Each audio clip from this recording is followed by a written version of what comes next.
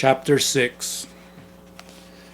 The next step in Don Juan's teachings was a new aspect of mastering the second portion of the Datura route. In the time that elapsed between the two stages of learning, Don Juan inquired only about the development of my plant. Thursday, June 27th, 1963. It is a good practice to test the devil's weed before embarking fully on her path, Don Juan said. How do you test her, Don Juan? You must try another sorcery with the lizards. You have all the elements that are needed to ask one more question of the lizards, this time without my help. Is it very necessary that I do this sorcery, Don Juan? It is the best way to test the feelings of the devil's weed towards you. She tests you all the time, so it is only fair that you test her too. And if you feel anywhere along her path that for some reason you should not go on, then you must simply stop. Saturday, June 29th, 1963. I brought up the subject of the devil's weed. I wanted Don Juan to tell me more about it, and yet I did not want to be committed to participate. The second portion is used only to divine. Isn't that so, Don Juan? I asked to start the conversation. Not only to divine, one learns the sorcery of the lizards with the aid of the second portion, and at the same time, one tests the devil's weed. But in reality, the second portion is used for other purposes. The sorcery of the lizards is only the beginning. Then what is it used for, Don Juan? He did not answer. He abruptly changed the subject and asked me how big were the datura plants growing around my own plant. I made a gesture of size. Don Juan said, I have taught you how to tell a male from a female. Now, go to your plants and bring me both. Go first to your old plant and watch carefully the water course made by the rain. By now the rain must have carried the seeds far away. Watch the crevices made by the runoff, and from them determine the direction of the flow. Then find the plant that is growing at the farthest point from your plant. All the devil's weed plants that are growing in between are yours.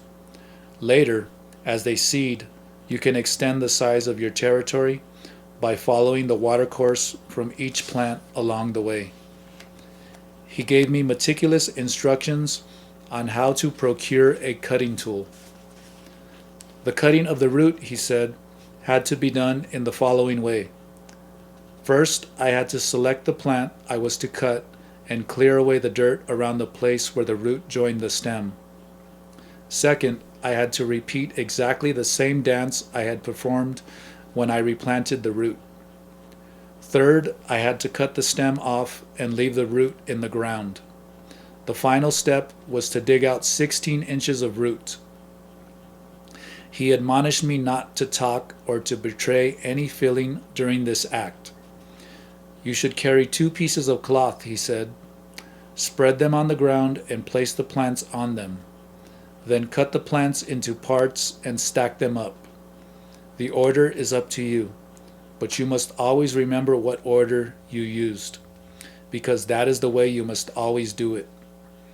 Bring the plants to me as soon as you have them. Saturday, July 6th, 1963. On Monday, July 1st, I cut the datura plants Don Juan had asked for. I waited until it was fairly dark to do the dancing around the plants because I did not want anybody to see me. I felt quite apprehensive.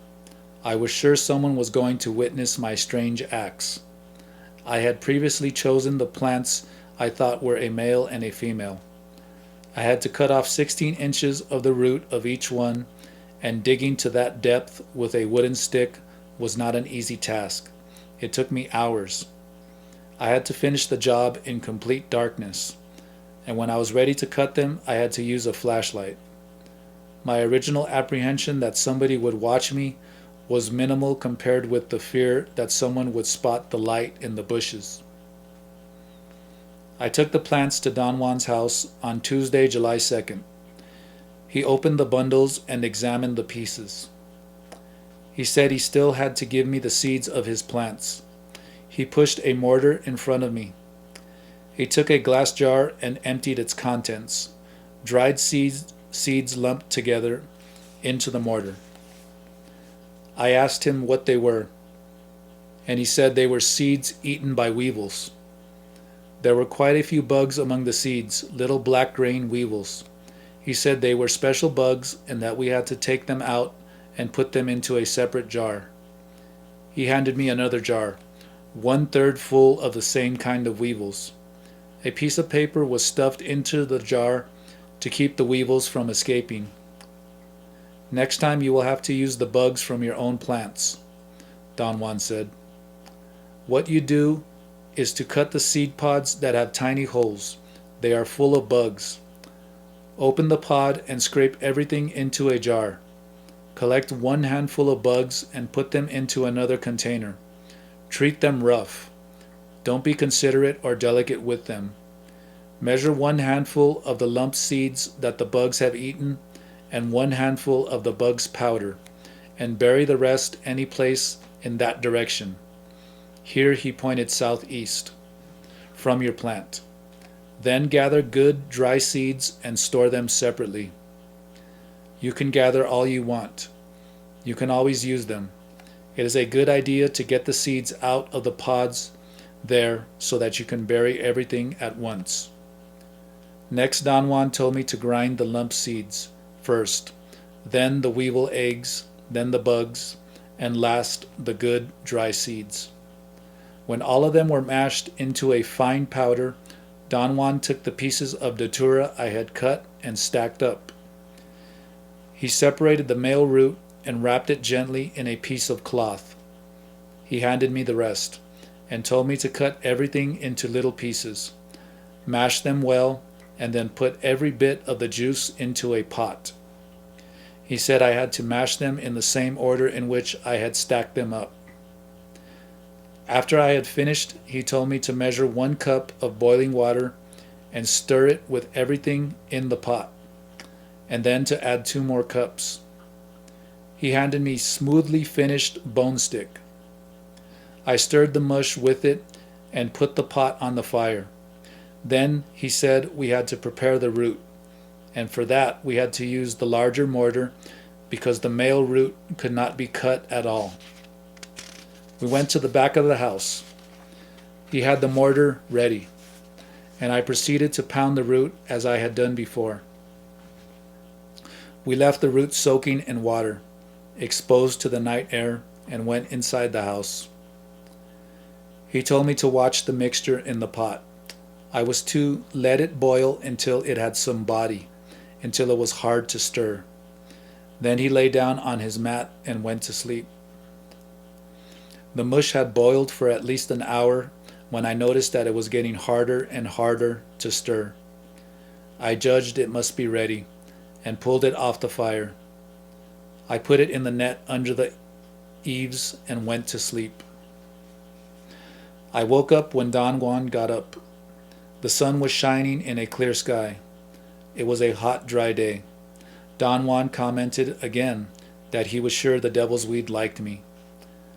We proceeded to treat the root, and at the end of the day we had quite a bit of yellowish substance in the bottom of the bowl. Don Juan poured off the top water. I thought that was the end of the procedure, but he filled the bowl with boiling water again. He brought down the pot with the mush from under the roof. The mush seemed to be almost dry. He took the pot inside the house, placed it carefully on the floor, and sat down. Then he began to talk. My benefactor told me it was permissible to mix the plant with lard, and that is what you are going to do. My benefactor mixed it with lard for me, but, as I have already said, I never was very fond of the plant and never really tried to become one with her. My benefactor told me that for best results, for those who really want to master the power, the proper thing is to mix the plant with the lard of a wild boar. The fat of the intestines is the best. but it is for you to choose. Perhaps the turn of the wheel will decide that you take the devil's weed as an ally, in which case I will advise you, as my benefactor advised me, to hunt a wild boar and get the fat from the intestines, cebo de tripa. In other times, when the devil's weed was tops, brujos used to go on special hunting trips to get fat from wild boars. They sought the biggest and strongest males. They had a special magic for wild boars. They took from them a special power, so special that it was hard to believe, even in those days. But that power is lost. I don't know anything about it, and I don't know any man who knows about it. Perhaps the weed herself will teach you all that. Don Juan measured a handful of lard, dumped it into the bowl containing the dry gruel, and scraped the lard left on his hand onto the edge of the pot. He told me to stir the contents until they were smooth and thoroughly mixed. I whipped the mixture for nearly 3 hours. Don Juan looked at it from time to time and thought it was not done yet. Finally, he seemed satisfied. The air whipped into the paste had given it a light gray color and the consistency of jelly. He hung the bowl from the roof next to the other bowl. He said he was going to leave it there until the next day because it would take 2 days to prepare the second portion. He told me not to eat anything in the meantime. I could have water but no food at all. The next day, Thursday, July 4th, Don Juan directed me to leach the root 4 times. By the last time I poured the water out of the bowl, it had already become dark. We sat on the porch. He put both bowls in front of him. The root extract measured a teaspoon of a whitish starch. He put it into a cup and added water. He rotated the cup in his hand to dissolve the substance and then handed the cup to me. He told me to drink all that was in the cup. I drank it fast and then put the cup on the floor and slumped back. My heart began pounding. I felt I could not breathe. Don Juan ordered me, matter-of-factly, to take off all of my clothes. I asked him why, and he said I had to rub myself with the paste. I hesitated. I did not know whether to undress. Don Juan urged me to hurry up. He said there was very little time to fool around. I removed all my clothes. He took his bone stick and cut 2 horizontal lines on the surface of the paste, thus dividing the contents of the bowl into 3 equal parts. Then, starting at the center of the top line, he cut a vertical line perpendicular to the other 2, dividing the paste into 5 parts. He pointed to the bottom right area and said that was for my left foot. The area above it was for my left leg. The top and largest part was for my genitals. The next one below, on the left side, was for my right leg, and the area at the bottom left was for my right foot. He told me to apply the part of the paste designated for my left foot to the sole of my foot and rub it thoroughly. Then he guided me in applying the paste on the inside part of my whole left leg, on my genitals, down the inside of my whole right leg, and finally on the sole of my right foot. I followed his directions. The paste was cold and had a particularly strong odor. When I had finished applying it, I straightened up. The smell from the mixture entered my nostrils. It was suffocating me. The pungent odor was actually choking me. It was like a gas of some sort. I tried to breathe through my mouth and tried to talk to Don Juan, but I couldn't. Don Juan kept staring at me. I took a step toward him. My legs were rubbery and long, extremely long. I took another step. My knee joints felt springy, like a vault pole. They shook and vibrated and contracted elastically. I moved forward. The motion of my body was slow and shaky. It was more like a tremor forward and up. I looked down and saw Don Juan sitting below me, way below me. The momentum carried me forward one more step, which was even more elastic and longer than the preceding one. And from there I soared. I remember coming down once, then I pushed up with both feet, sprang backward, and glided on my back. I saw the dark sky above me, and the clouds going by me. I jerked my body so I could look down. I saw the dark mass of the mountains.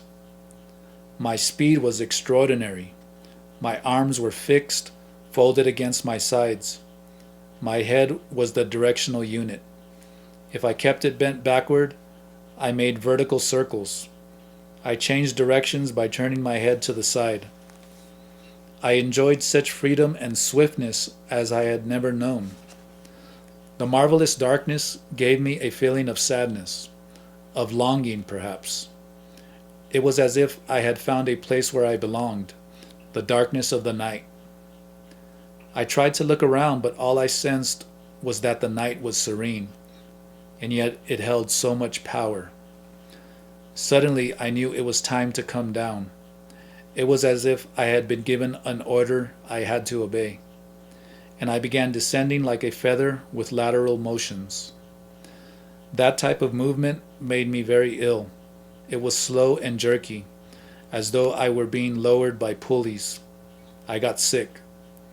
My head was bursting with the most excruciating pain. A kind of blackness enveloped me. I was very aware of the feeling of being suspended in it. The next thing I remember is the feeling of waking up. I was in my bed in my own room. I sat up, and the image of my room dissolved. I stood up. I was naked. The motion of standing made me sick again. I recognized some of the landmarks. I was about a half a mile from Don Juan's house, near the place of his datura plants. Suddenly everything fitted into place, and I realized that I would have to walk all the way back to his house naked. To be deprived of clothes was a profound psychological disadvantage, but there was nothing I could do to solve the problem. I thought of making myself a skirt with branches, but the thought seemed ludicrous, and besides, it was soon going to be dawn, for the morning twilight was already clear. I forgot about my discomfort and my nausea and started to walk toward the house. I was obsessed with the fear of being discovered. I watched for people and dogs. I tried to run, but I hurt my feet on the small sharp stones. I walked slowly. It was already very clear. Then I saw somebody coming up the road, and I quickly jumped behind the bushes. My situation seemed so incongruous to me. A moment before, I had been enjoying the unbelievable pleasure of flying. The next minute, I found myself hiding, embarrassed by my own nakedness. I thought of jumping out on the road again and running with all my might past the person who was coming. I thought he would be so startled that by the time he realized it was a naked man, I would have left him far behind. I thought all that, but I did not dare to move. The person coming up the road was just upon me and stopped walking. I heard him calling my name. It was Don Juan, and he had my clothes. As I put them on, he looked at me and laughed. He laughed so hard that I wound up laughing too. The same day, Friday, July 5th, late in the afternoon, Don Juan asked me to narrate the details of my experience. As carefully as I could, I related the whole episode. "The second portion of the devil's weed is used to fly," he said when I had finished. "The unguent by itself is not enough. My benefactor said that it is the root that gives direction and wisdom, and it is the cause of flying. As you learn more and take it often in order to fly, you will begin to see everything with great clarity. You can soar through the air for hundreds of miles to see what is happening at any place you want, or to deliver a fatal blow to your enemies far away. As you become familiar with the devil's weed, she will teach you how to do such things. For instance, she has taught you already how to change directions. In the same manner, she will teach you unimaginable things." "Like what, Don Juan?" That I can't tell you. Every man is different. My benefactor never told me what he had learned. He told me how to proceed, but never what he saw. That is only for oneself. But I tell you all I see, Don Juan. Now you do. Later you will not. The next time you take the devil's weed, you will do it by yourself, around your own plants, because that is where you will land, around your plants. Remember that. That is why I came down here to my plants to look for you. He said nothing more, and I fell asleep. When I woke up in the evening, I felt invigorated. For some reason, I exuded a sort of physical contentment. I was happy, satisfied. Don Juan asked me, "Did you like the night, or was it frightful?" I told him that the night was truly magnificent. "How about your headache? Was it very bad?" he asked. The headache was as strong as all the other feelings. It was the worst pain I have ever had, I said. Would that keep you from wanting to taste the power of the devil's weed again? I don't know. I don't want it now, but later I might. I really don't know, Don Juan. There was a question I wanted to ask him. I knew he was going to evade it, so I waited for him to mention the subject. I waited all day. Finally, before I left that evening, I had to ask him, "Did I really fly, Don Juan?" "That is what you told me, didn't you?" "I know, Don Juan. I mean, did my body fly? Did I take off like a bird?" "You always ask me questions I cannot answer. You flew. That is what the second portion of the devil's weed is for. As you take more of it, you will learn how to fly perfectly. It is not a simple matter. A man flies with the help of the second portion of the devil's weed. That is all I can tell you. What you want to know makes no sense. Birds fly like birds, and a man who has taken the devil's weed flies as such. El enyerbado vuela así.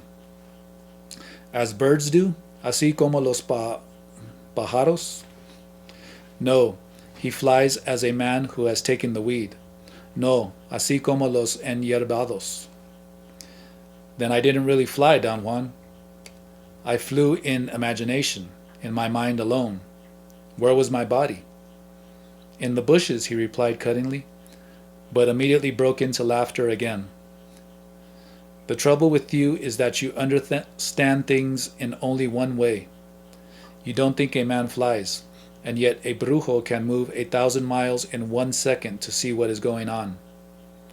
He can deliver a blow to his enemies long distances away. So does he fly, or doesn't he? You see, Don Juan, you and I are differently orientated. Suppose, for the sake of argument, one of my fellow students had been here with me when I took the devil's weed.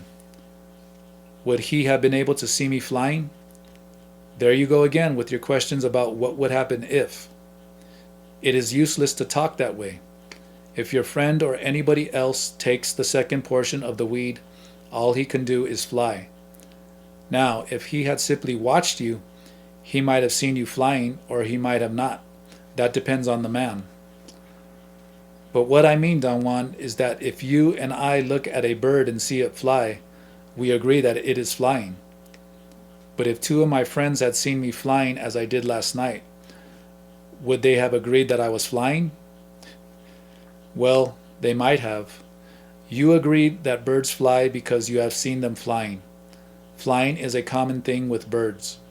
But you will not agree on other things birds do, because you have never seen birds doing them. If your friend knew about men flying with the devil's weed, then they would agree. Let's put it another way, Don Juan. What I meant to say is that if I had tied myself to a rock with a heavy chain, I would have flown just the same, because my body had nothing to do with my flying? Don Juan looked at me incredulously. If you tie yourself to a rock, he said, I'm afraid you will have to fly holding the rock with its heavy chain.